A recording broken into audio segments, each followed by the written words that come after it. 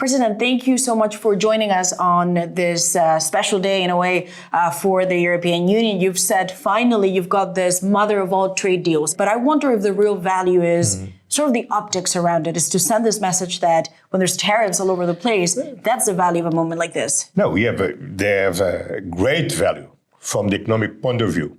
But perhaps more important is the message that the two largest democracies in the world are sending to the international community. Is that it's important, it's essential to provide predictability, to engage on cooperation instead of confrontation, and that reliable partners can work for good in the world. So you don't believe this is the end of the multilateral trade system? Many think after the terms or the tariffs before by President Trump, it's the end. It's a very important way to underpin the multilateral system. We are living not in the world of blocks, but in the multipolar world.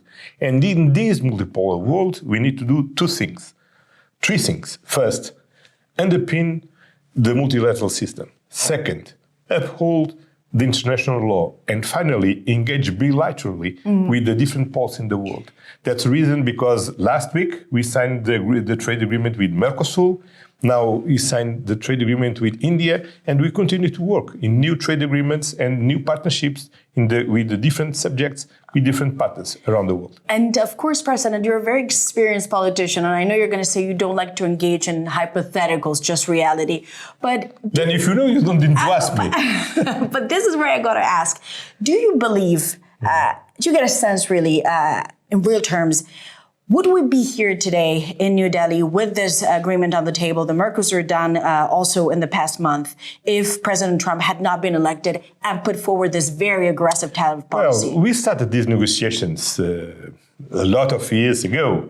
But of course, when you are living in the unpredictable world, you need to provide predictability to the business, to invest, to produce, to trade, and to give hope and security for the citizens. And would you say, however, don't mistake politeness for weakness? Some who look at this very polite European Union, it means it's also a weak European Union. Would you say, don't make that, because that would be a mistake? Yes, I don't enter in this game of words.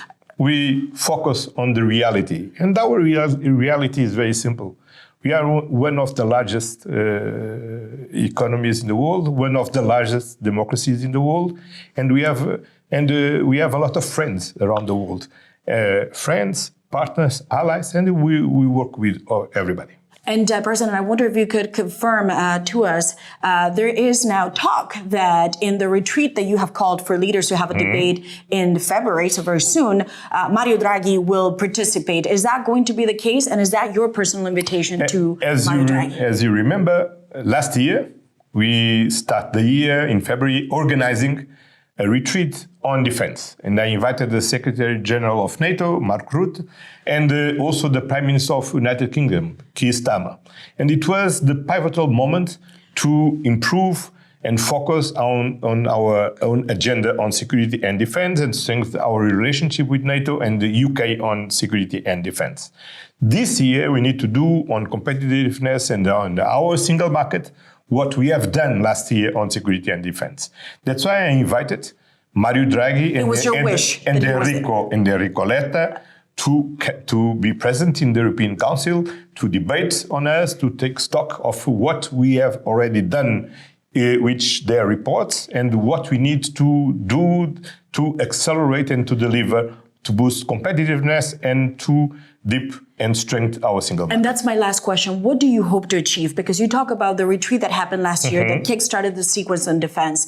Do you worry, and is that the reason why you want Mario Draghi and Letta to be in the meeting, that this report is not being implemented fast enough? Are you concerned? What I expect from the leaders is that they give a clear political guidance to the Commission, to the Council, as they have done last year on security and defense. And this year, on the single market and on competitiveness, we need to create a new momentum to give new impetus on this agenda. As you know, we have invested a lot on simplification, but we need to do much more to deliver and to boost effectively on competitiveness and in our single market. And if you want to underpin our effort on security and defense, we need to have a strong economic base.